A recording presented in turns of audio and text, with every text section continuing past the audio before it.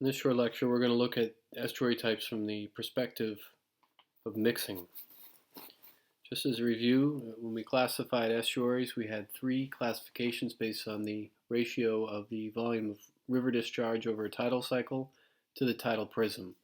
You have the salt wedge, which has strong river discharge compared to the tidal prism, partially mixed, where there's a balance, more of a balance, and well mixed, where the tidal prism is strong compared to the as large compared to the river discharge, and resulting in three distinct flows. One having minimum interaction between the upper fresh layer and the lower salt layer, thus the wedge. Minimum mixing and only a small amount of return flow in the deep layer. In the partially mixed estuary, we have stronger mixing, so we have greater return flow in the deep layer, and in the well-mixed estuary, it's mixed from top to bottom, so we do not have two-way flow in that case. This shows a salt wedge. You have fresh water coming in, generally large-scale river input, so you have lots of fresh water. Poor mixing at the interface because you have strong stratification. So it's fresh up to some point in the estuary, and then some mixing occurs at that point. So the water in the surface water begins to gain in salinity as you have very minor mixing through what are called Hombo waves along the interface right here.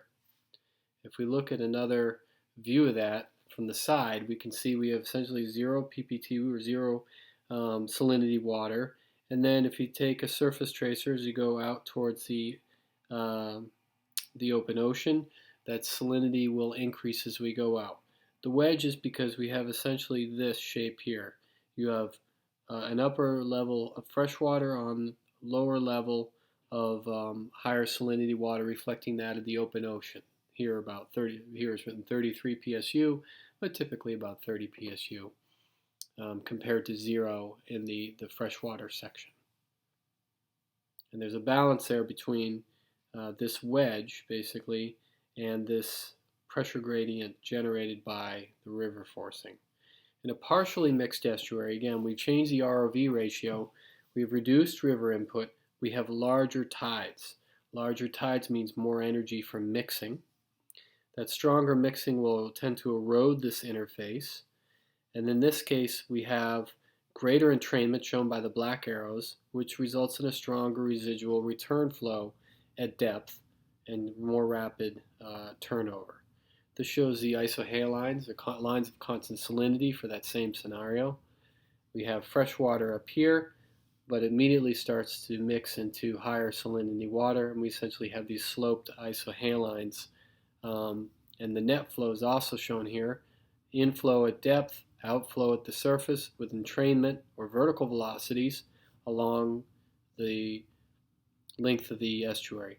A well-mixed estuary is essentially vertical, very close to vertical isohalines, and the only gradient you have, instead of vertical gradient, you have a horizontal gradient from the river mouth to the open ocean. You just have simply an increase in salinity, and the key thing here is you do not have two-layer flow. You simply have net outflow at all depths. Therefore, during flood tide, it will flood in, and an ebb, it will flood out. But if you average over the tidal cycle, you have net outflow, which is shown by those black arrows at all depths. After you watch this lecture, I'm going to put up a series of links of some idealized simulations created using the General Estuary Turbulence model, or GETM. It's an open source ocean model. Essentially, I made a 2D model. I forced it with river flux here, tidal forcing here, initialized it with some higher salinity water, and you'll see over the course of the simulation how the estuary will set it up.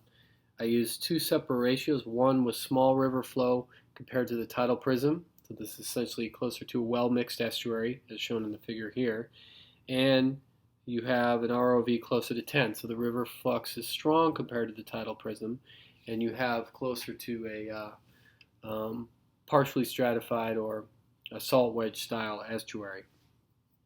You'll see videos of both the mean flow, so I've averaged over the tidal period, and real-time videos showing you the process of mixing in the estuary. So please have a look at those following this lecture. Talking about mixing, The easiest way to look at mixing is thinking about the gradient Richardson number here, R sub I. Here it's a balance of stratification. This parameter is an enumeration of the magnitude of the stratification. You see here the density gradient, partial rho, partial z, the rate of change of density with respect to the vertical coordinate. And in the denominator we have the vertical shear, the rate of change of the horizontal velocity u with respect to the vertical coordinate, here squared.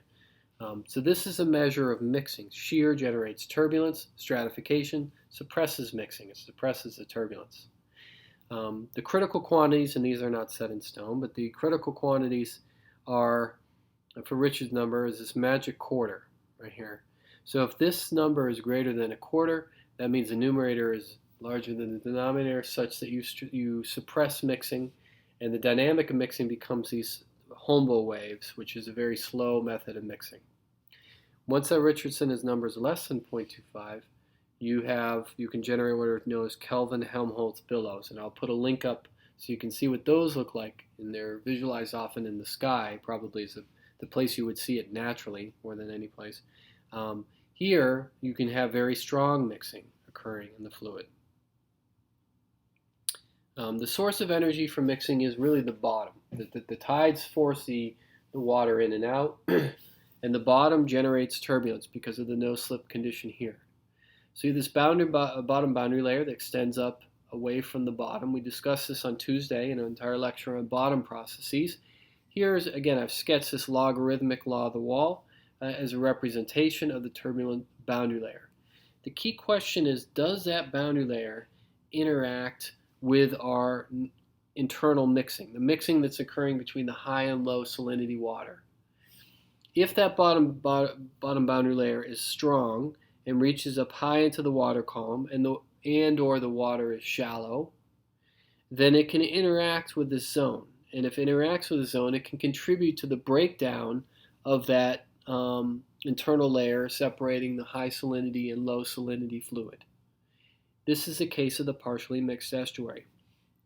In a highly stratified estuary, your bottom boundary layer is sequestered here in the bottom here, and your mixed layer is near the surface up here, and the bottom boundary layer is not contributing energy directly to breaking down the mixed layer up here, and it's allowed to maintain itself. So that's plays a key role. Now tides generate tides are the source of energy for this bottom boundary layer, and mixing associated with the bottom boundary layer.